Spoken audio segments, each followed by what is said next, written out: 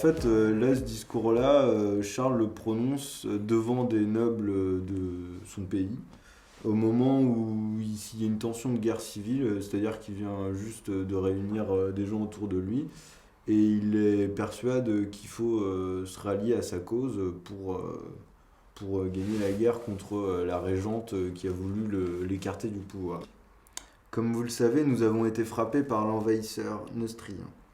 Je sais que vous êtes présents ici aujourd'hui, venus de toutes les villes de ce superbe pays d'Austrasie, héritage du royaume de Clovis, pour mieux nous rappeler à revenir à nos racines.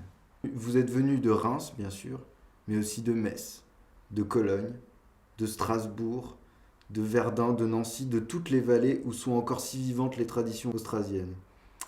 Vous pouvez vous applaudir. Tous, vous incarnez l'esprit de résistance de ces terres insoumises, et c'est tout simplement cet esprit aujourd'hui que je vous invite à faire revivre de nouveau.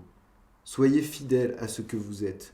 Montrez-leur à tous que dans ce pays entre monts et vallées vivent encore des hommes libres, qu'ici, dans ce pays qui a su tant de fois se dresser, résister, se libérer, vivent encore des hommes et des femmes qui veulent choisir leur destin. Montrez-leur à tous qui croient que vos voix et vos vies leur appartiennent, qu'aucune coterie, qu'aucun clan ne peut prétendre à vous dicter ce qui est bon ou pas pour vous et vos enfants. Montrez-leur enfin à tous ces neustriens de seconde zone, ces frisons dédaigneux, ces saxons appelés à la rescousse par ceux qui ne peuvent accepter la possibilité d'une défaite, qu'ici vous êtes encore chez vous.